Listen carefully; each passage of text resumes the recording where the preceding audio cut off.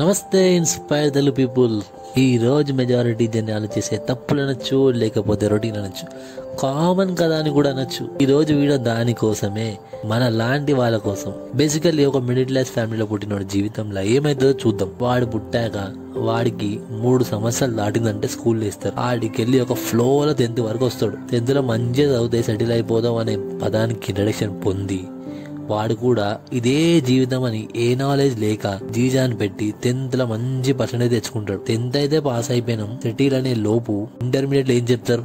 10th base మాత్రమే చిన్న, intermediate లో మంచిగా చదువు సెటిల్ అవుతావు అంటారు. సేమ్ రొటీన్ డిగ్రీలో కూడా చెప్తారు. వీడు ఎవరిని ఏం క్వశ్చన్ చేయకుండా సెటిల్ అనే పదాన్ని వెతుక్కుంటూ డిగ్రీ కంటిన్యూ చేస్తాడు. డిగ్రీ అన్నప్పుడు ఎట్లుంటది? బంక్ కొట్టడం, బోరులెంట పడడం, ఇట్లా ఒక ఫ్లోలో టైం వేస్ట్ చేస్తాడు మనోడు. ఎందుకంటే వీడికి తిను, చదువు ఇవి 2 చేయాలని చెప్తారు పక్కనున్న సమాజం. ఆ పక్కనున్న సమాజం కూడా మిడిల్ క్లాస్ వాళ్ళే. అందుకే అలా ఇక ఫైనల్ ఏమైతుంది? కింద మీద వాడి పాస్ అవుతాడు. అసలు కదా ఇక్కడ స్టార్ట్ అవుతుంది. వన్స్ వాడు పాస్ అయింది అనుకో, ఇక జాబ్ చేయాల్సిందే అంటారు. ఇక జాబ్ కోసం అని పోతాడు. వీడికి సెల్ఫ్ ఇంట్రడక్షన్ ఇవన్నీ కూడా రాదు. ఇంగ్లీష్ లో మాట్లాడమే పెద్ద టాస్క్ అయిపోయి ఉంటది. ఎందుకంటే మిడిల్ క్లాస్ వాళ్ళు చదివే స్కూల్లో తక్కువ జీతానికి పనిచేసే టీచర్లు ఉంటారు. వాళ్ళకి వచ్చి రాని చదువు చెప్తారు. వీడు ఎగ్జామ్ ముందర ఇంపార్టెంట్ క్వశ్చన్స్ చదివి ఏదో సంచలనం ఫీల్ అయిపోతాడు. ఇక ఇంట్రడక్షన్ ని బట్టి అట్లనో ఇట్లనో కింద మీద పడి జాబ్ అయితే పడతాడు. కంపెనీ వాడు వీడిని ఒక మనిషిలాగా కూడా చూడరు. జీతం తక్కువ, పని ఎక్కువ. అస్సలు వీడి చేసే జాబ్కి వీడి చేసే పనికి సంబంధమే ఉండదు. అప్పుడు వీనికి ఇదేం జీవితం రా అని జాబ్ మానేయాలని థాట్లు వస్తాయి. ఇప్పుడు అప్పటికే ఆగమై గొర్రెల్లా ఎప్పటి నుంచో జాబ్ చేస్తున్న సజెషన్లు ఇస్తారు. జాబ్ లేకపోతే ఎట్లా బతుకుతావు, ఏమైతుంది జీవితం అని చెప్తారు. వీడు కూడా భయపడి బాయిల కప్పలాగా ఏం తెలియగా వాడు చెప్పిందే వేదం అని ఫాలో అయ్యి మనసు చంపుకొని కుక్కలాగా పనిచేస్తాడు. అయ్యా అప్ప అనుకుంటా 1 year కంప్లీట్ అవుతుంది. కంపెనీ చేంజ్ అవుతాడు. మేనేజర్ గాని తిట్లు, ట్రాఫిక్ లో 2 hours రోజు టైం వేస్ట్ చేస్తూ వీకెండ్ లో అలసిపోయి పడుంటాడు. ఆడు 5 days వీని రసం అంతా పిండి పడేస్తాడు కంపెనీ వాడు. అప్పటికే శాలరీ ట్రక్ కి అడిక్ట్ అయిపోతాడు. హైక్ల కోసం కంపెనీలు మారుతూ చాయ్ బ్రేక్లు, గాసిప్లు, చిల్లర ఏందంటే మేనేజర్ గాని తిట్టుకోవడం తప్ప ఏముండదు ఈ బ్రేక్లల్లా. అసలు ఇదంతా ఒక బిగ్ బాస్ షోలా ఉంటది. ఫ్యూ ఇయర్స్ జాబ్ చేయగానే ఇంట్లో పెళ్లి చేస్తా అంటారు. ఇక వచ్చిన తర్వాత ఈఎంఐలు గట్టిగా పెరిగిపోతాయి. కార్ అంటాడు, ఏసీ, ఫ్రిడ్జ్, అవి ఇవి ఈఎంఐలు పెడతానే ఉంటాడు.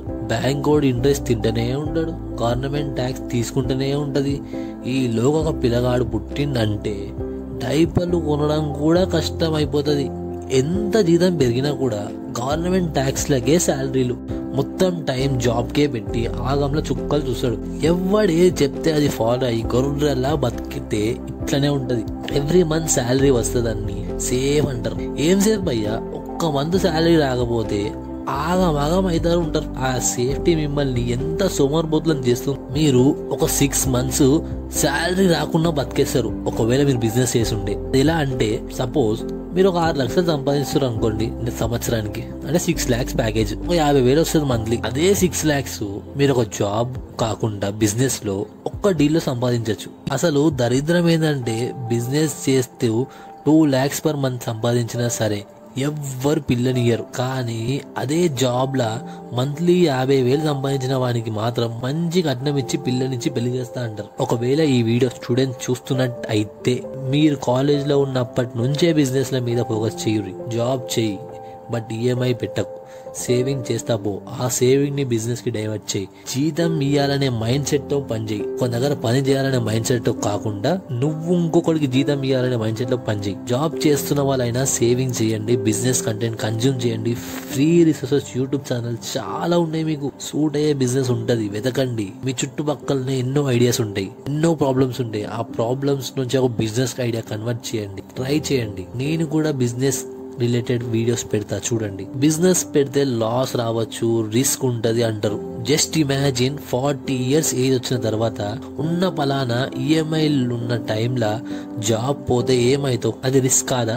ఆ టైంలో ఎక్స్పీరియన్స్ ఎక్కువ, ఏజ్ ఎక్కువ, ప్యాకేజ్ కూడా ఎక్కువ ఉంటది. జాబ్ పోతే అప్పుడు ఏం చేస్తావు? ఎవడు జాబ్ ఇస్తాడు? అదే చిన్న ఏజ్ లో బిజినెస్ పెడితే ఎంత ఎక్స్పీరియన్స్ వస్తుంది. లాస్ వచ్చినా రికవర్ అయ్యే టైం కూడా ఉంటది. ముసలోడైన తర్వాత ఓపిక ఉండదు. తిరిగి చూస్తే చెప్పుకోవడానికి కూడా ఏం ఉండదు బాస్. రిస్క్ అంటారు, దేంట్లో రిస్క్ లేదు బాస్. లైఫ్ అంటేనే రిస్క్ తీసుకోవడం. ఫ్యాన్ కింద పడుకోవడం రిస్క్ కాదంటారా? ఫ్యాన్ కూడా వచ్చి పడచ్చు.